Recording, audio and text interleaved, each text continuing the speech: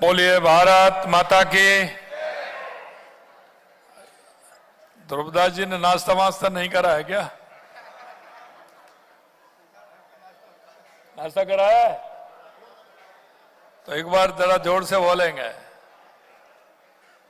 और भोजन भी है, इसलिए ये भी कह रहा हूं कि भोजन भी कराएंगे, चिंता मत करिए। बोलिए भारत माता की, भारत माता की। आज के इस अंतर्राष्ट्रीय बैस महासम्मेलन में मंच पर विराजमान कैबिनेट में मेरी साथी और उप मुख्यमंत्री श्रीमती दिया कुमारी जी, हमारी पार्टी के माननीय प्रदेश अध्यक्ष जी, राज्यसभा सांसद माननीय मदन राठौड़ जी, कैबिनेट में मेरे दूसरे साथी सहकारिता मंत्री भाई गौतम दत्त जी, हमारे भीलवाड़ा के लोकप्रिय सांसद भाई दामोदर अग्रवाल जी, हमारे मालवीय नगर के लोकप्रिय विधायक पार्टी के वरिष्ठ नेता कालीचरण सराफ जी, राष्ट्रीय अध्यक्ष अंतर्राष्ट्रीय बैस महासम्मेलन अशोक अग्रवाल जी, प्रदेश अध्यक्ष अंतर्राष्ट्रीय बैस महासम्मेलन एन.के. गुप्ता जी, भाई ताराचंद जी, प्रदेश प्रभारी अंतर्राष्ट्रीय बैस महासम्मेलन ध्रुवदास अग्रवाल जी, प्रदेश महामंत्री अंतर्राष्ट्रीय बैस महासम्मेलन गोपाल गुप्ता जी, प्रदेश के युवा अध्यक्ष अंतर्राष्ट्रीय बैस महासम्मेलन मनीष गुप्ता जी, महिला प्रदेश अध्यक्ष अंतर्राष्ट्रीय बैस महासम्मेलन चारू गुप्ता जी, सुनील जैन जी, केदार गुप्ता जी, श्रीमती सीमा सेठी जी और इस कार्यक्रम में आए राजस्थान के कोने कोने से सभी मेरे भाई और बहनों, सबसे पहले तो मैं आप सभी का यहां पधारने पर, क्योंकि राजस्थान की राजधानी जयपुर में सभी आप पधारे हैं, आप सभी का मैं हृदय से स्वागत करता हूं, अभिनंदन करता हूं।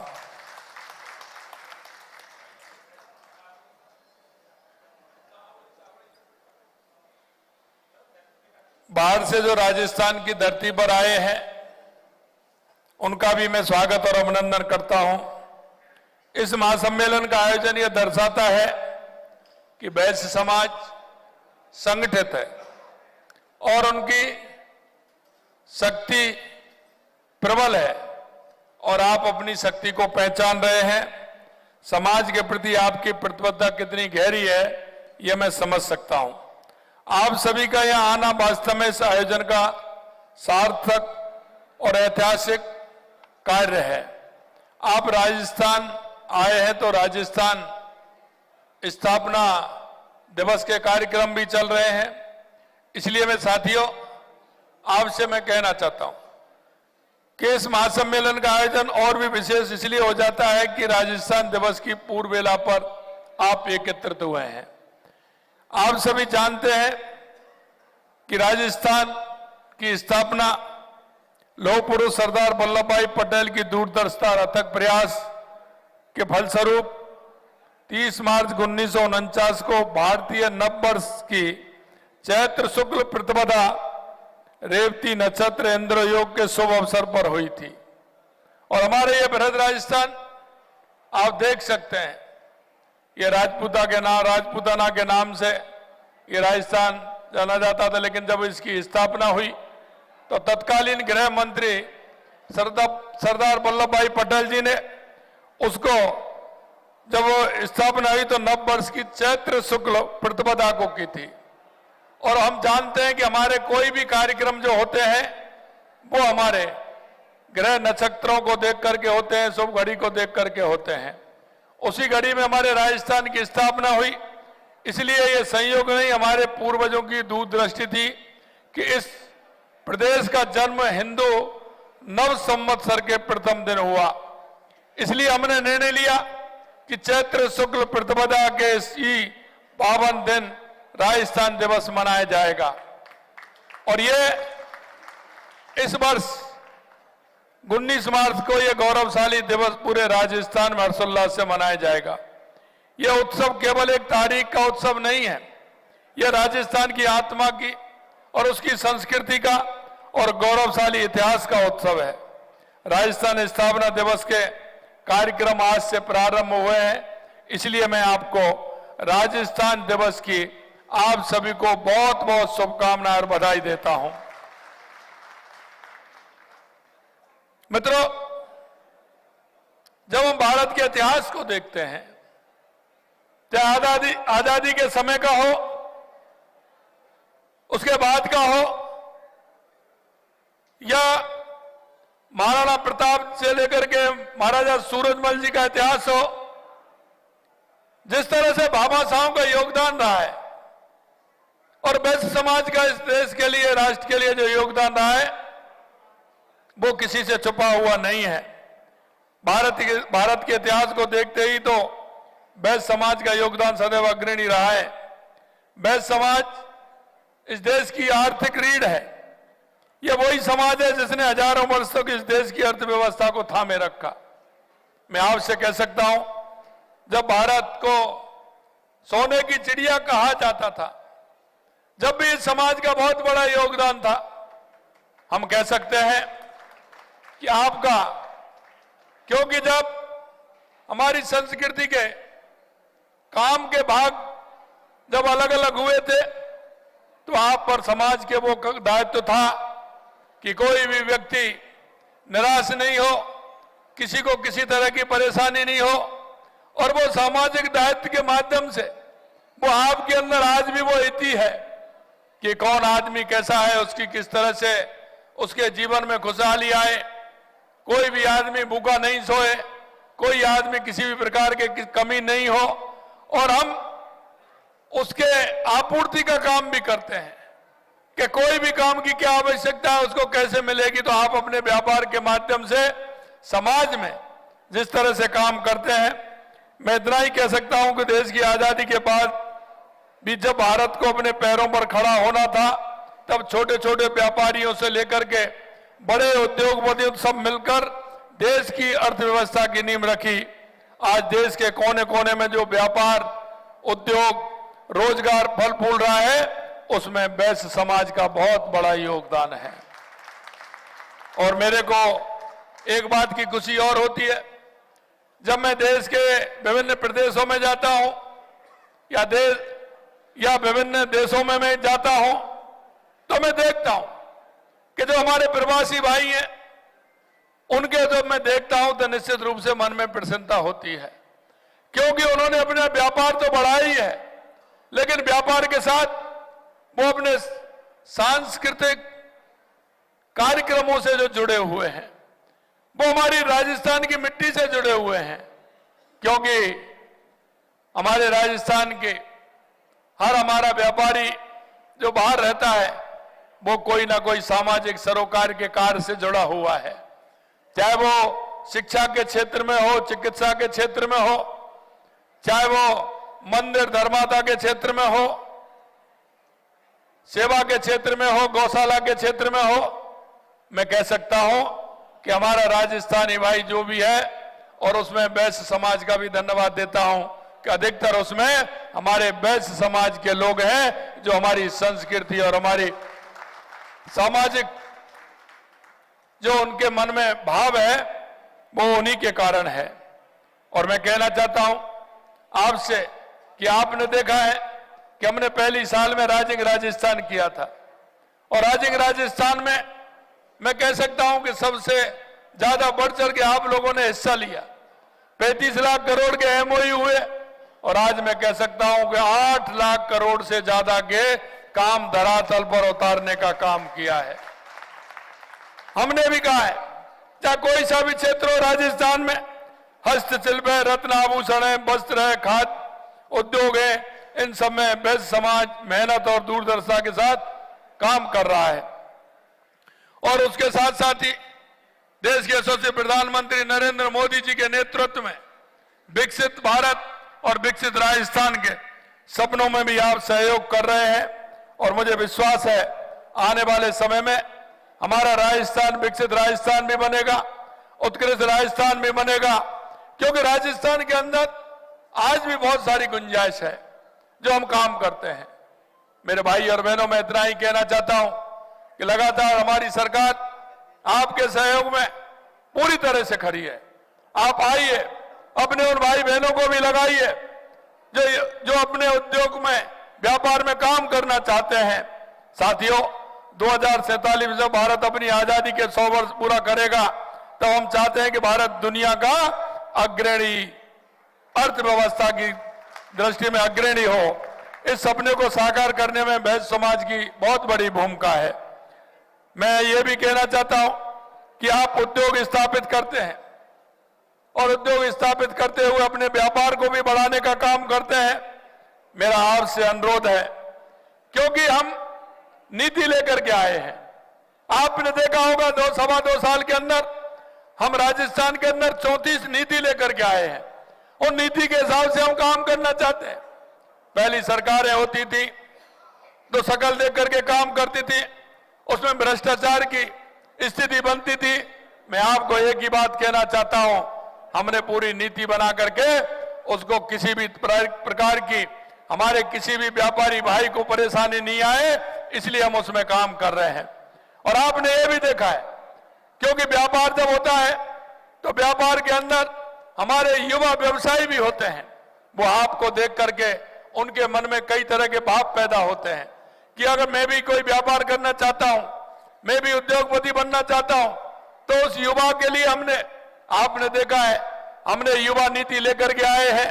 और उस युवा नीति में हमने उसको कहा है कि 50 लाख से 1 करोड़ रुपए का ऋण देने का काम करेंगे, वो भी बिना ब्याज के, जिससे कि हमारे आने वाली पीढ़ी का रुझान हमारे व्यापार की तरफ हो, हमारे उद्योग की तरफ हो।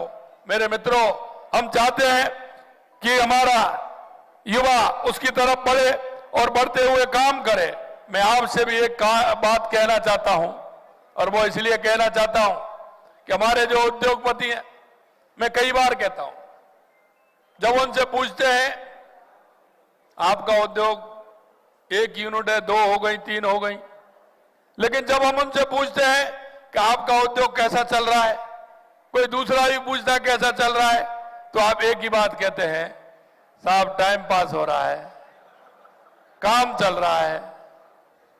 अरे भाई, एक बात बताओ, आपका काम ही चल रहा होता तो 1 यूनिट से 3 हो जाती क्या?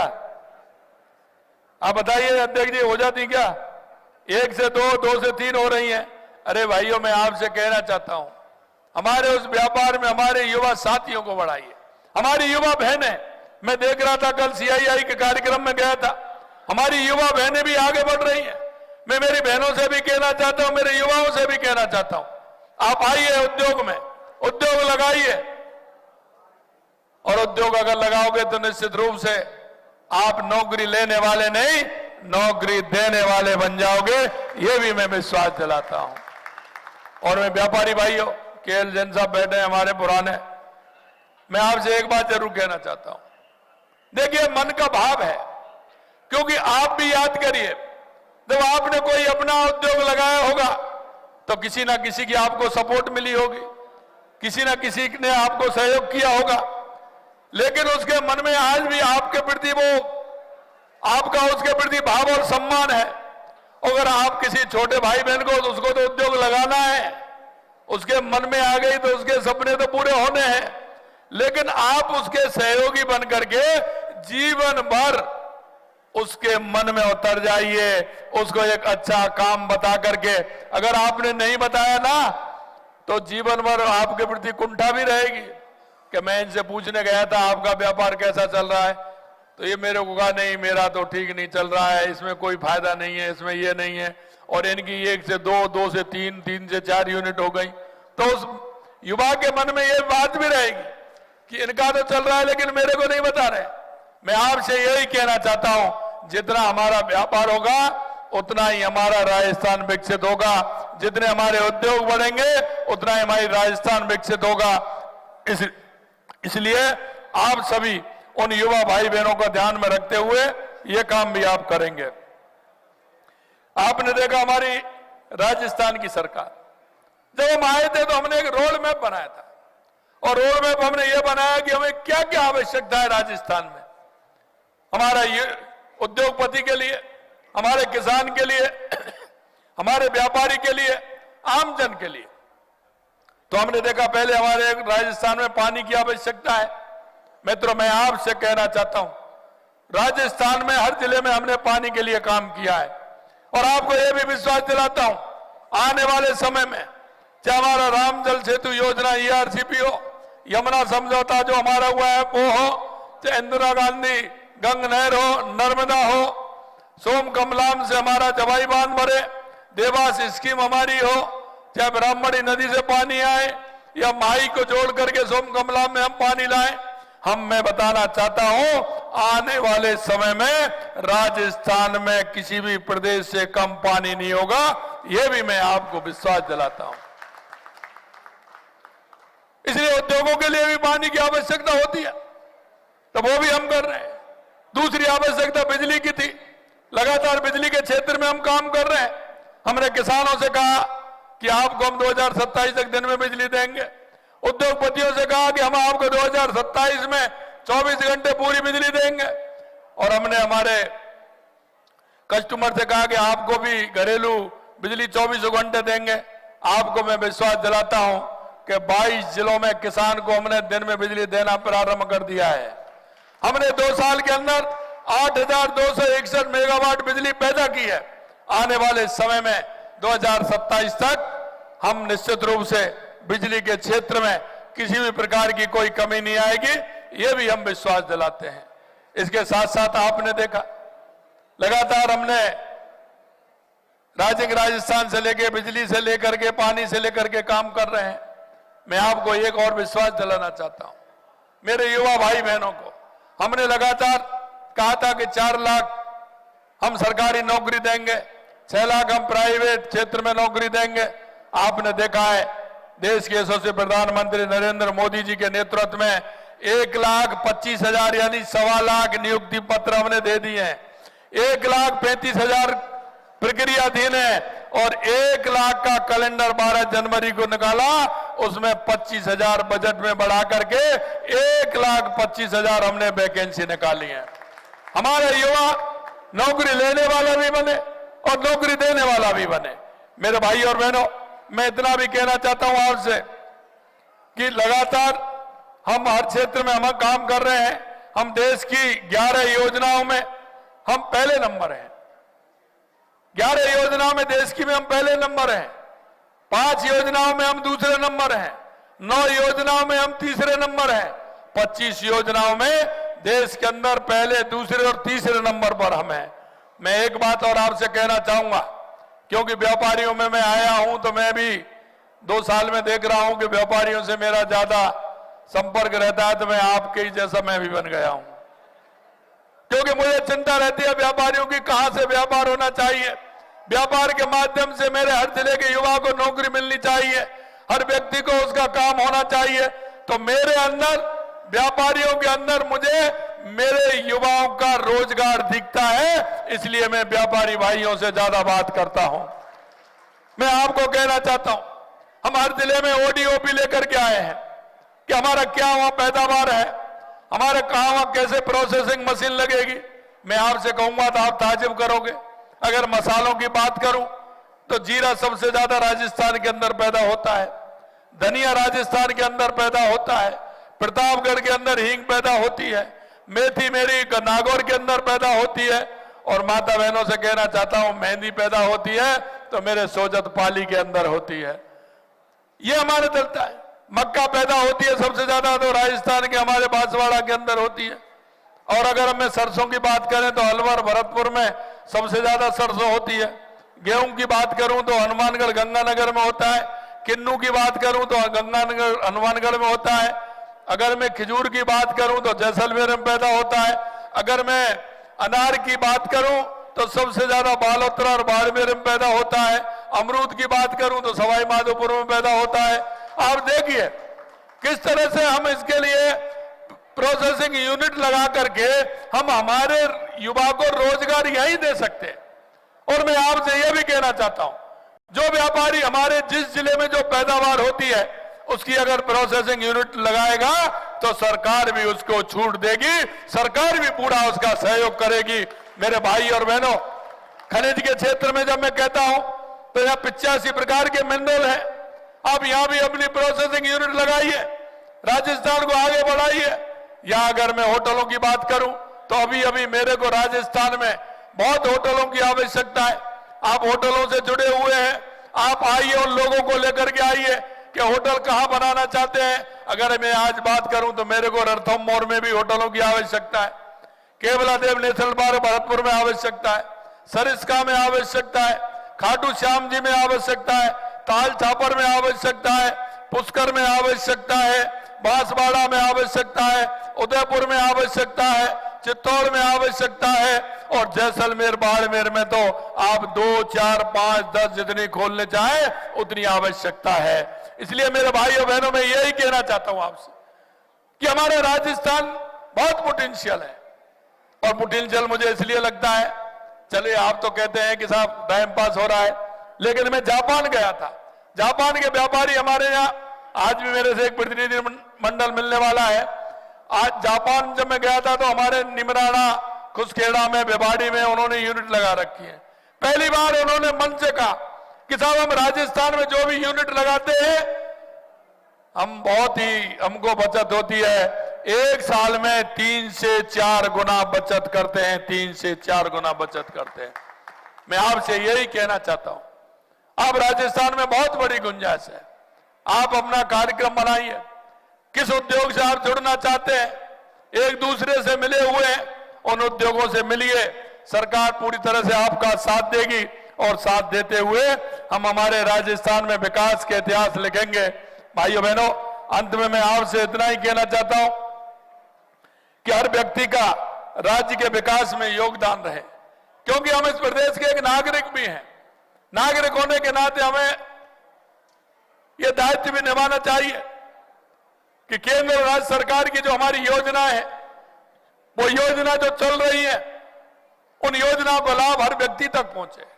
गांव में, मेरी कॉलोनी में, मेरे पड़ोस में, मेरे अपार्टमेंट में ऐसी कौन सी मेरी बहन है, मेरा भाई है, मेरे बुजुर्ग हैं जिनको आवश्यकता है, क्योंकि शिक्षा भी फ्री है, चिकित्सा भी फ्री है,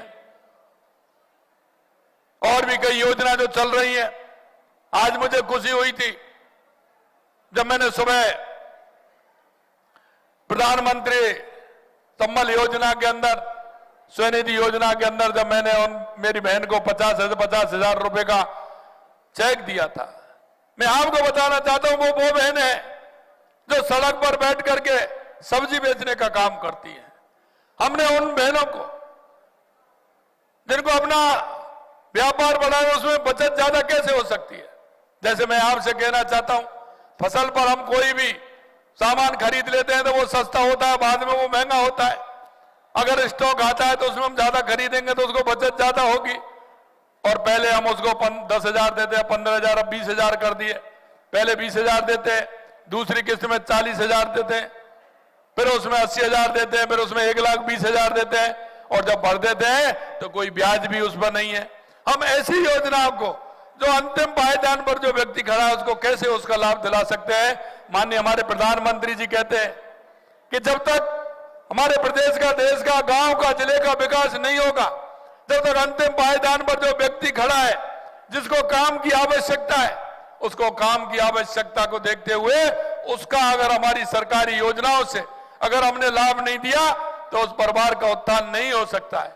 भाइयों, ये हमारा दायित्व बनता है। आपने देखा है और आप अच्छी तरह से जानते हो, जब पैसे की बात आती है तो सबसे पहले अगर कोई किनारा करता है तो घर वाले ही करते हैं, भाई करते हैं, चाचा ताऊ करते हैं। लेकिन मैं एक बात कहना चाहता हूं आपसे, देश के यशस्वी प्रधानमंत्री नरेंद्र मोदी जी का ये पूरा देश परिवार है।